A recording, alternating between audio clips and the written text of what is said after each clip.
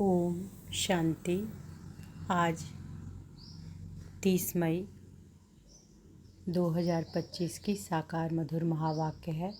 आज शुक्रिया दिवस पर सबसे पहले परम पिता परमात्मा शिव बाबा को शुक्रिया करेंगे। शुक्रिया मेरे प्यारे बाबा, शुक्रिया शुक्रिया शुक्रिया। प्रकृति के पांचों तत्व को शुक्रिया करेंगे। शुक्रिया शुक्रिया शुक्रिया। अपने इस तन को शुक्रिया करेंगे जिस तन में मैं आत्मा बैठी हूँ।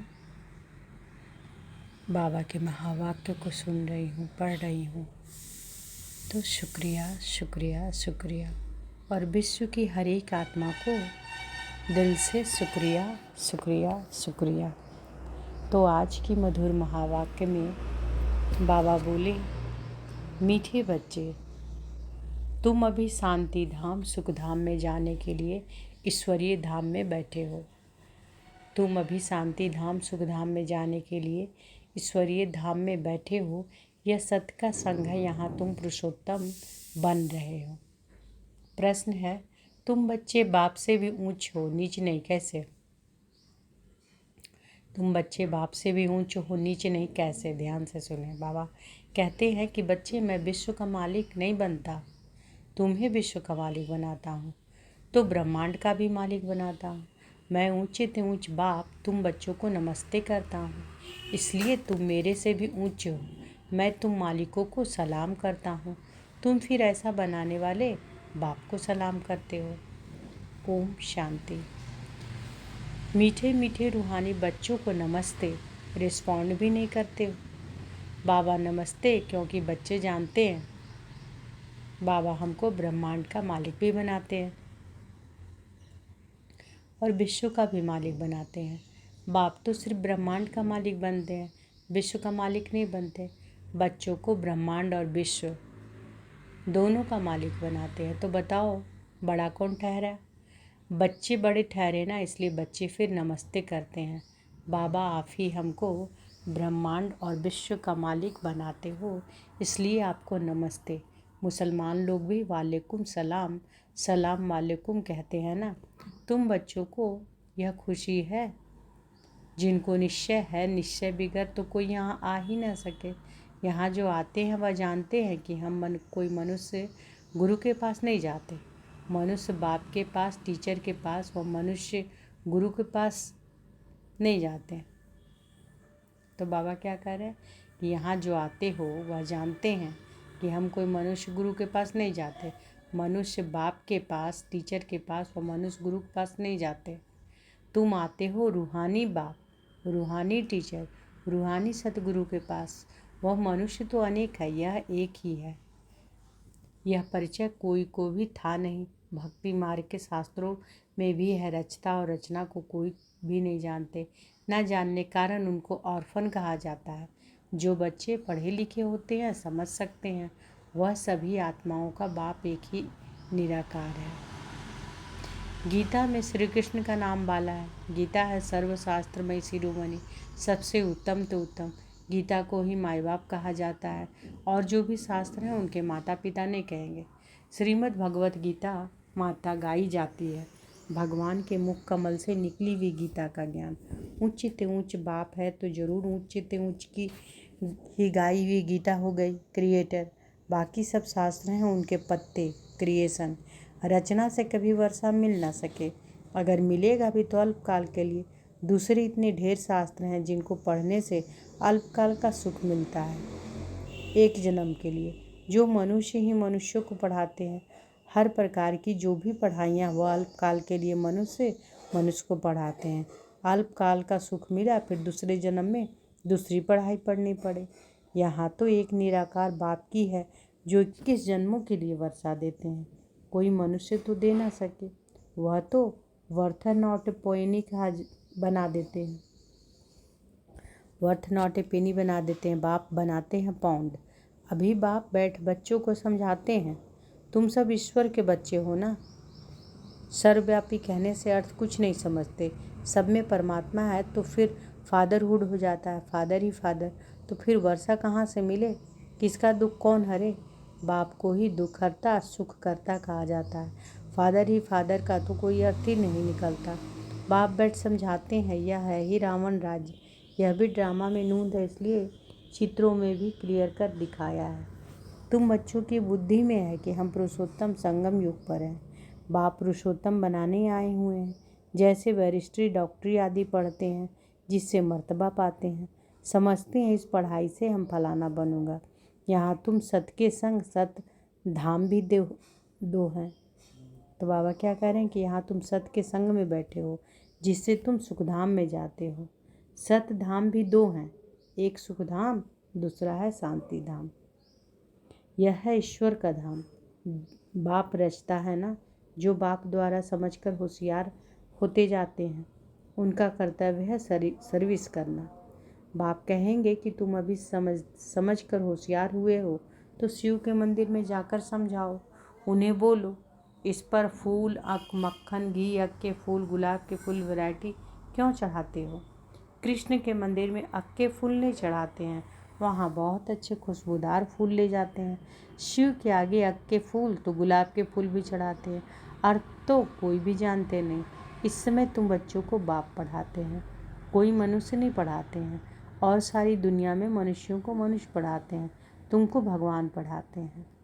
तो बाबा आज याद भी बार बार करा रहे हैं कि तुम्हें पढ़ाने वाला कौन है? स्वयं परमात्मा है, भगवान है। तुम भगवान से पढ़ रहे हो, कोई मनुष्य नहीं पढ़ा रहे हैं। हम भगवान एक बाप है, वह सभी आत्माओं का बाप है। तो बाबा क्या कह रहे हैं कि इस समय तुम बच्चों को बाप पढ़ाते हैं, कोई मनुष्य नहीं पढ़ाते। और सारी दुनिया में मनुष्यों को मनुष्य पढ़ाते हैं। तुम्हें भगवान पढ़ाते हैं, कोई मनुष्य को भगवान कदाचित कहा नहीं जाता। लक्ष्मी नारायण को भी भगवान नहीं, उनको भी देवी देवता कहा जाता है। ब्रह्मा विष्णु शंकर को भी देवता कहेंगे। भगवान एक बाप ही है, वह है सभी आत्माओं का बाप। सभी कहते भी हैं कि हे परमपिता परमात्मा। उनका सच्चा नाम है शिव। और तुम बच्चे हो शालिग्राम। पंडित लोग जब रुद्र याग रचते हैं तो शिव का बहुत बड़ा लिंग बनाते हैं और शालिग्राम छोटे छोटे बनाते हैं। शालिग्राम कहा जाता है आत्मा को, शिव कहा जाता है परमात्मा को। वह सभी का बाप है। हम सब हैं भाई भाई, कहते भी हैं ब्रदरहुड। बाप के बच्चे हम भाई भाई हैं। फिर भाई बहन कैसे हुए? प्रजापिता ब्रह्मा के मुख से प्रजा रची जाती है, वह है ब्राह्मण और ब्राह्मणियाँ। हम प्रजापिता ब्रह्मा की संतान हैं, इसलिए बीके कहलाते हैं। अच्छा, ब्रह्मा को किसने पैदा किया? भगवान ने। ब्रह्मा विष्णु शंकर, यह सब क्रिएशन है। सूक्ष्म तन की भी रचना हो गई।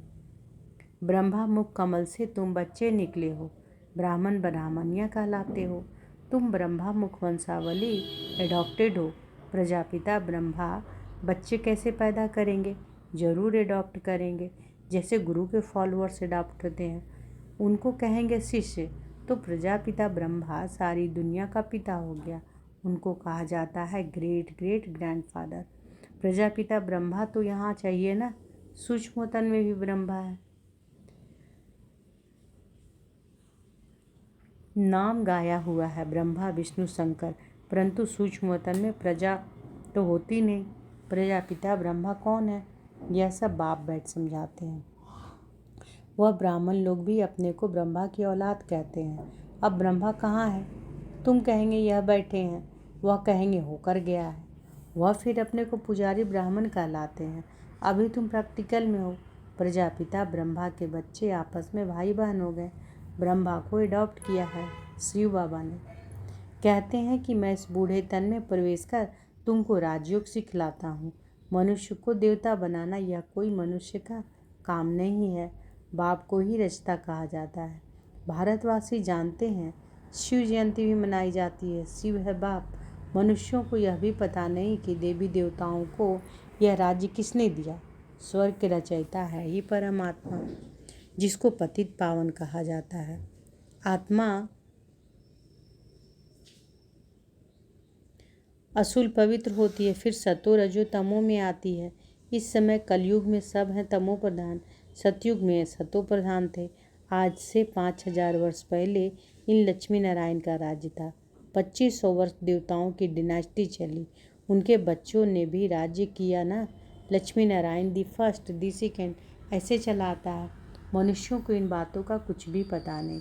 इस समय है सब तमो प्रधान पतित। यहाँ एक ही मनुष्य पावन हो ही नहीं सकता। यहाँ एक भी मनुष्य पावन हो ही नहीं सकता। सभी पुकारते हैं, हे पतित पावन आओ। तो पतित दुनिया हुई ना, इनको ही कलयुग नरक कहा जाता है। नई दुनिया को स्वर्ग पावन दुनिया कहा जाता है। फिर पतित कैसे बने, यह कोई नहीं जानते। भारत में एक भी मनुष्य नहीं जो अपने 84 जन्मों को जानता है। मनुष्य मैक्सिमम 84 जन्म लेते हैं, मिनिमम एक जन्म। भारत को अविनाशी खंड माना जाता है क्योंकि यहाँ ही शिव बाबा का अवतरण हुआ है। भारत का खंड कभी विनाश नहीं हो सकता। बाकी जो अनेक खंड है वह सब विनाश हो जाएंगे। इस समय आदि सनातन देवी देवता धर्म प्रायः लोप हो गया है। कोई भी अपने को देवता नहीं कहलाते हैं क्योंकि देवताएं सतो प्रधान पावन थे। अभी तो सभी पतित पुजारी बन गए हैं। यहाँ भी बाप बैठ समझाते हैं, भगवान आज है ना, भगवान सभी का बाप है। वह एक ही बार भारत में आते हैं। कब आते हैं? पुरुषोत्तम संगम युग पर। इस संगम युग को ही पुरुषोत्तम कहा जाता है। यह संगम युग है कलयुग से सतयुग पतित से पावन बनने का।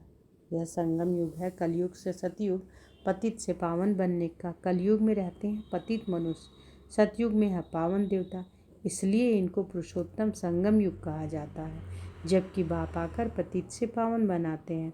तुम आए ही हो मनुष्य से देवता पुरुषोत्तम बने। मनुष्य तो यह भी नहीं जानते कि हम आत्माएं निर्वाण धाम में रहती हैं। वहाँ से आते हैं पाठ बजाने। 22 नाटक की आयु 5000 वर्ष है। इस नाटक की आयु कितना है? वहाँ से आते पाठ बजाने। इस नाटक की आयु 5000 वर्ष है। हम इस बेहद के नाटक में पाठ बजाते हैं। इतने सब मनुष्य पाठधारी हैं। यह ड्रामा का चक्र फिरता रहता है, कभी बंद होने का नहीं। पहले पहले इस नाटक में सतयुग में पाठ बजाने आते हैं देवी देवता, फिर त्रेता में क्षत्रिय। इस नाटक को भी जानना चाहिए ना, यह है ही कांटों का जंगल। सब मनुष्य दुखी हैं। कलयुग के बाद फिर सतयुग आता है। कलयुग में ढेर मनुष्य हैं, सतयुग में कितने होंगे? बहुत थोड़े। आदि सनातन सूर्यवंशी देवी देवताएं ही होंगे। यह पुरानी दुनिया अब बदलनी है। मनुष्य सृष्टि से फिर देवताओं की सृष्टि होगी। मनुष्य सृष्टि से फिर देवताओं की सृष्टि होगी। आदि सनातन देवी देवता धर्म था, परंतु अब अपने को देवता कहलाते नहीं, अपने धर्म को ही भूल गए हैं। यह सिर्फ भारतवासी ही हैं जो अपने धर्म को भूल गए हैं। हिंदुस्तान में रहने के कारण हिंदू धर्म कह देते हैं। देवताएं तो पावन थे, यह है पतित, इसलिए अपने को देवता कह नहीं सकते। देवताओं की पूजा करते रहते हैं, अपने को पापी नीच कहते। अब बाप समझाते हैं, तुम ही पूज्य थे, फिर तुम ही पुजारी पतित बने हो। हम सो का अर्थ भी समझाया है। वह कह देते आत्मा सो परमात्मा। यह है झूठा अर्थ, झूठी काया, झूठी माया। सतयुग में ऐसे नहीं कहेंगे। सचखंड की स्थापना बाप करते हैं, झूठ खंड फिर रावण बनाते हैं। यह भी बाप आकर समझाते हैं। आत्मा क्या है, परमात्मा क्या है, यह भी कोई नहीं जानते। बाप कहते हैं कि तुम आत्मा बिंदी हो, तुम्हारे में 84 जन्मों का पाठ नूंदा हुआ है। हम आत्मा कैसी हैं यह कोई नहीं जानते हैं। हम बैरिस्टर हैं, फलाना है, यह जानते हैं, बाकी आत्मा को एक भी नहीं जानते। बाप ही आकर पहचान देते हैं, तुम्हारी आत्मा में 84 जन्मों का पाठ अविनाशी नूंदा हुआ है, जो कभी विनाश नहीं हो सकता। यही भारत गार्डन ऑफ फ्लावर था, सुखी सुख था, है ना। अभी दुख ही दुख है, यह बाप नॉलेज देते हैं। तुम बच्चे बाप द्वारा भी नई नई बातें सुनते हो। सबसे नई बात क्या है? तुम्हें मनुष्य देवता बनना है। तो बाबा क्या कह रहे हैं कि तुम बच्चे बाप द्वारा नई नई बातें सुनते हो। सबसे नई बात क्या है? तुम्हें मनुष्य से देवता बनना है। तुम जानते हो कि मनुष्य देवता बनने की पढ़ाई कोई मनुष्य नहीं पढ़ाते हैं, भगवान पढ़ाते हैं। उस भगवान को सर्वव्यापी कहना यह तो गाली देना है। अब बाप समझाते हैं कि मैं हर 5000 वर्ष बाद आकर भारत को स्वर्ग बनाता हूँ, रावण नरक बनाते हैं। यह बातें दुनिया में और कोई नहीं जानते। बाप ही आकर तुमको मनुष्य से देवता बनाते हैं। गायन भी है ना, मूल पलिति कपड़ धोए। वहाँ विकार होता नहीं, वह है संपूर्ण निर्विकारी दुनिया। अभी है विशस वर्ल्ड, बुलाते भी हैं पतित पावन आओ। हमको रावण ने पतित बनाया, परंतु जानते नहीं कि रावण कब आया, क्या हुआ। रावण ने कितना कंगाल बना दिया। भारत 5000 वर्ष पहले कितना साहूकार था, सोने हीरे जवाहरों के महल थे, कितना धन था। अभी क्या हालत है, सो सिवाय बाप के सिरताज कोई बना ना सके। अभी तुम कहते हो शिव बाबा भारत को हेवन बनाते हैं, अब बाप कहते हैं मौत सामने खड़ा है, तुम वानप्रस्थी हो, अब जाना है वापस, इसलिए अपने को आत्मा समझो। मामे कम याद करो तो पाप भस्म हो जाएंगे। अच्छा, अब बाबा का याद प्यार लेंगे। मीठे मीठे सिकी लदे बच्चों प्रति माता पिता बाप दादा का याद प्यार और गुड मॉर्निंग। रूहानी बाप की रूहानी बच्चों को नमस्ते। हम रूहानी बच्चों की रूहानी माता पिता बाप दादा को याद प्यार, गुड मॉर्निंग और नमस्ते नमस्ते नमस्ते। शुक्रिया बाबा, शुक्रिया। धारणा के लिए मुख्य सार पहला है, हम ब्रह्मा मुख वंशावली ब्राह्मण हैं। स्वयं भगवान हमें मनुष्य से देवता बनाने की पढ़ाई पढ़ा रहे हैं। इस नशे और खुशी में रहना है। पुरुषोत्तम संगम युग पर पुरुषोत्तम बनने का पुरुषार्थ करना है। तो धारणा क्या करनी है? आज धारणा करने के लिए क्या बाबा बोले कि हम ब्रह्मा मुख वंशावली ब्राह्मण हैं, स्वयं भगवान हमें मनुष्य से देवता बनाने की पढ़ाई पढ़ा रहे हैं। तो इस नशे और खुशी में रहना है ना, कि हमें कौन पढ़ा रहा है? स्वयं परमात्मा पढ़ा रहे हैं, है ना। भगवान हमें पढ़ा रहे हैं मनुष्य से देवता बनाने की पढ़ाई। तो इस खुशी में रहना है। पुरुषोत्तम संगम युग पर पुरुषोत्तम बनने का पुरुषार्थ करना है। दूसरा, अभी हमारी वानप्रस्थ अवस्था है, मौत सामने खड़ा है, वापस घर जाना है, इसलिए बाप की याद से सब पापों को भस्म करना है। आज बाबा ने वरदान दिया है, तो अनुभव करें कि बाबा का वरद हस्त हमारे सिर पर है। बाबा ने वरदान दिया, नॉलेज रूपी चाबी द्वारा भाग्य का कुट खजाना प्राप्त करने वाले माला माल भव। नॉलेज रूपी चाबी द्वारा भाग्य का अखुट खजाना प्राप्त करने वाले माला माल भव। संगम युग पर सभी बच्चों को भाग्य बनाने के लिए नॉलेज रूपी चाबी मिलती है। ये चाबी लगाओ और जितना चाहे उतना भाग्य का खजाना लो। चाबी मिली और माला माल बन गए। जो जितना माला माल बनते हैं उतना खुशी स्वतः रहती है। ऐसे अनुभव होता है जैसे खुशी का झरना अकूट अविनाशी बहता ही रहता है। वे सर्व खजानों से भरपूर माला माल दिखाई देते हैं। उनके पास किसी भी प्रकार की अप्राप्ति नहीं रहती। स्लोगन है, बाप से कनेक्शन ठीक रखो तो सर्व शक्तियों की करंट आती रहेगी। बाप से कनेक्शन ठीक रखो तो सर्व शक्तियों की करंट आती रहेगी। अव्यक्त इशारे हैं, रूहानी रॉयल्टी और प्योरिटी की पर्सनालिटी धारण करो। जितनी पवित्रता है उतनी ब्राह्मण जीवन की पर्सनालिटी है। अगर पवित्रता कम तो पर्सनालिटी कम।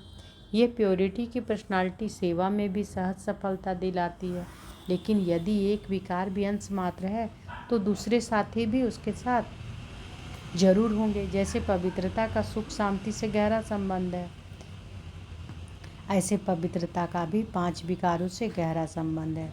इसलिए कोई भी विकार का अंश मात्र ना रहे, तब कहेंगे पवित्रता की पर्सनालिटी द्वारा सेवा करने वाले।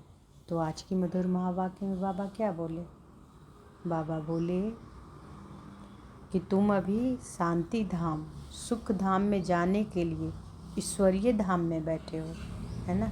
यह सत्य का संग है, यहाँ जहाँ तुम पुरुषोत्तम बन रहे हो। और बाबा क्या कहते हैं कि बच्चे, मैं तुम्हें विश्व का मालिक बनाता हूँ, तुम्हें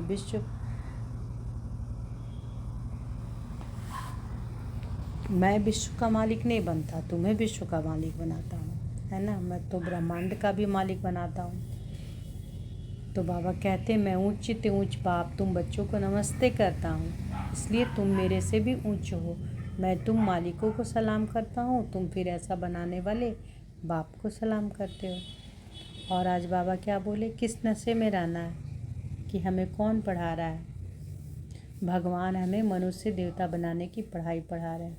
तो इस नशे और खुशी में रहना है कि हम ब्रह्मा मुख वंशावली ब्राह्मण हैं।